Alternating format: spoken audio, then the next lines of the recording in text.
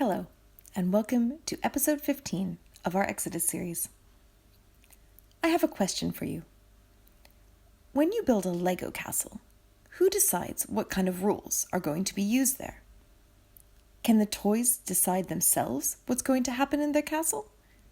Or what if you build something and your sibling wants to join in the game? Who makes decisions about the rules? Or another situation. When you come to your grandparents' house, who decides what rules are in place in their house? Maybe when you're at your grandparents', the rules are slightly different than when you're at home. Because in your house, your parents can tell you what the rules are. But at your grandparents', it's them who can decide the rules. Who remembers what we talked about in our last story? We talked about the purpose that Yahweh had when he saved the Israelites. We also talked about how amazing a rescue it was. It was almost as if a huge eagle had come to save them from enemy territory and took them to safety on its back. Not only did Yahweh save the Israelites in this amazing way, but where did he bring them to? Can anyone remember? He brought them to himself. He brought them to Mount Sinai, where Moses had met Yahweh for the first time and had spoken to him in the burning bush that wouldn't burn up. Now all the Israelites came to this mountain exactly as Yahweh promised. Now Yahweh wants to talk to all of them. He wants to tell them a few things about what their life is going to be like now they are not in slavery in Egypt anymore, now that they are with Yahweh. The Israelites know who Yahweh is, and they are his people.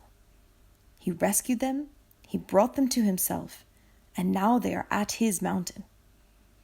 Now they know that Yahweh gets to tell them what rules they have to live by. You might have heard about these rules already. We now call these rules the 10 Commandments. The first thing that Yahweh tells the Israelites is something that he already spoke about at this mountain. Listen carefully and see if it reminds you of something. I'm going to read from Exodus chapter 20, verse 2. I am Yahweh your God, who brought you out of Egypt, out of the land of slavery. Was it familiar? We talked last time about how Yahweh told his name to Moses for the first time. I am who I am. It means, watch what I will do to know who I am. And now the Israelites know Yahweh much better because they saw what he did and they experienced that he is a mighty and powerful God. So Yahweh repeats his name again, but now he tells them a bit more than last time. He can tell the Israelites more because they now have seen Yahweh's work. They know more about who he is. And then Yahweh tells the Israelites about the rules he has for their lives. Listen carefully. I'm going to read Exodus chapter 20, verses 3 to 5. You shall have no other gods before me. You shall not make for yourself an image in the form of anything in heaven above, or on the earth beneath, or in the waters below. You shall not bow down to them or worship them. Yahweh brought the Israelites to himself because he wanted them to know him and he wanted them to be his people. He rescued them, he showed them his might, he showed them who he is. They saw that he was the only real God compared to all the made-up Egyptian gods that were just golden statues. We would have thought the Israelites wouldn't have any problem with this rule. Worshipping a different God than Yahweh sounds silly. It's as if you came to spend your summer holidays at your grandma's house, and then one day you play with your neighbors at their grandma's house, and you tell your grandma, you know what? We actually prefer this other grandma and her house. "You're not our grandma anymore." That would be rather silly. Your grandma won't stop being your grandma just because you decide so.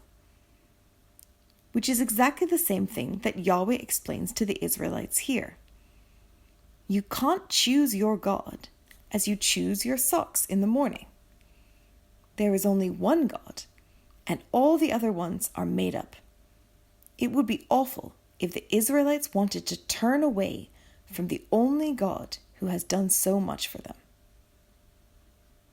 The other rules that the Israelites are given show that once the Israelites know who Yahweh is and what he did for them, they will want to follow him and live under his rule. Listen to the rest of the rules that Yahweh has for the Israelites. I'm going to read from chapter 20, verses 7 to 17. You shall not misuse the name of Yahweh your God, for Yahweh will not hold anyone guiltless who misuses his name. Remember the Sabbath day by keeping it holy. 6 days you shall labor and do all your work, but the 7th day is a Sabbath to Yahweh your God.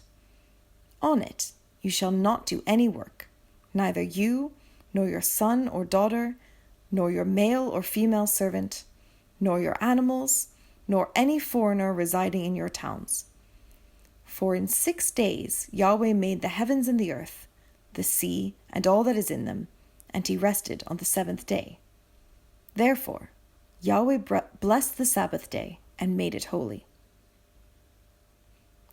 Honor your father and your mother, so that you may live long in the land Yahweh is giving you. You shall not murder. You shall not commit adultery. You shall not steal. You shall not give false testimony against your neighbor. You shall not covet your neighbor's house. You shall not covet your neighbor's wife, nor his male or female servant, his ox or donkey, or anything that belongs to your neighbor. But there is one really weird thing about these rules and instructions.